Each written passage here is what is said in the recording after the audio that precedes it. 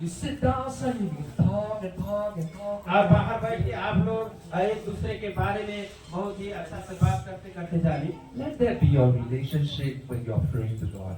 तो यही तरह से जैसे वो आपके और आपके दोस्त में जो संबंध हुआ, ऐसे प्रार्थना के जरिए हम उनके परमेश्वर के साथ भी संबंध बना। The Bible says, draw near to God and He will draw near to you. Bible ये प्रकार से बतावला कि तुम परमेश्वर के नजदीक आओ तो परमेश्वर भी तो है नजदीक ही है।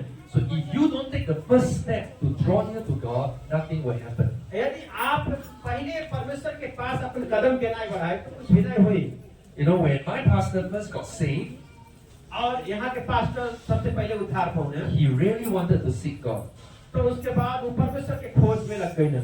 But how do you seek after an invisible person? और ये अदृश्य में रहने वाला व्यक्ति को खोज करने लगा, Someone that you cannot see. और कुछ केहू उनके देख नहीं सकी। So he heard the testimony तो उनके पास एक अच्छा गवाही रहे of a young Sri Lankan lady. और वो श्रीलंका के एक जवान औरत रही। So not too far from here. और यहाँ से बहुत ज्यादा दूरी बा। So this young girl has Jesus coming to her room. और ये जो जवान लड़की वाली इनके जीवन में प्रभु यीशु रहना And begin to take her on a tour of heaven.